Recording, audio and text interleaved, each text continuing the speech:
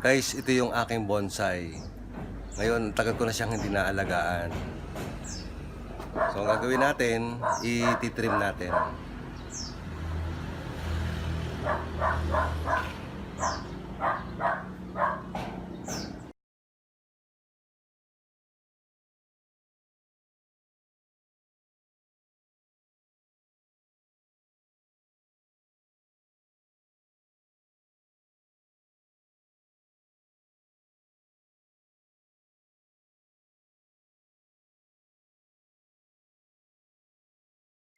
I just cut out these branches here.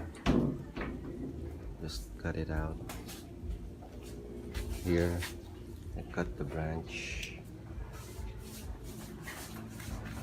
And to train the branch, I use wires. So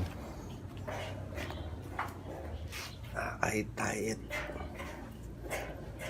it first until it matures here, so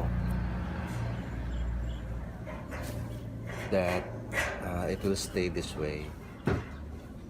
That's how you train a branch. And as you can see here, so this is already mature. And this one, see, I just remove the wires, so the branch will stay that way.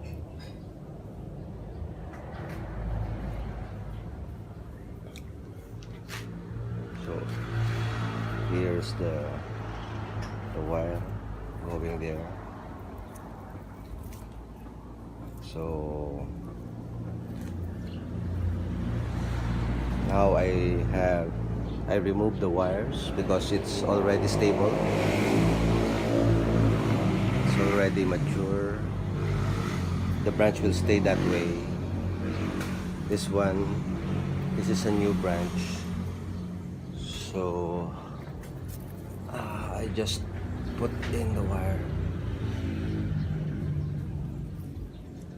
until this branch will become mature. And that's how I maintain a bonsai.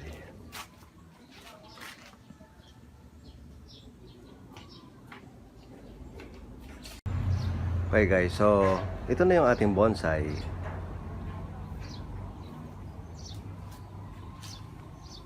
I just trimmed out any unwanted branches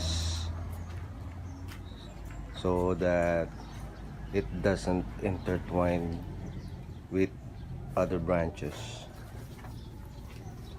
So this is the end product.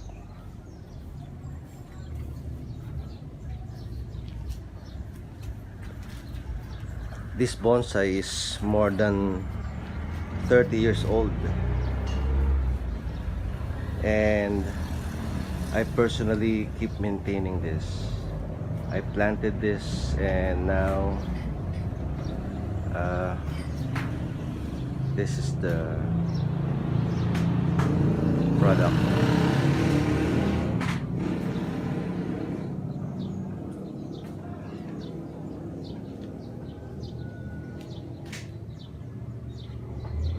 This is a tree. This is a candle tree. And this is the mother plant. This one is the mother plant.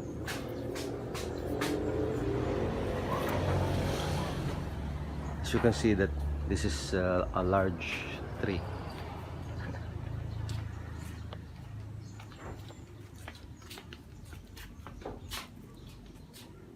And well, it has a flower.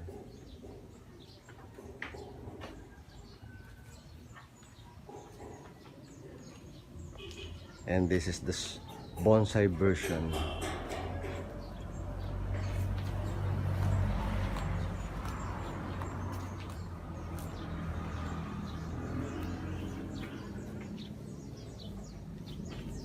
That's it. Okay guys.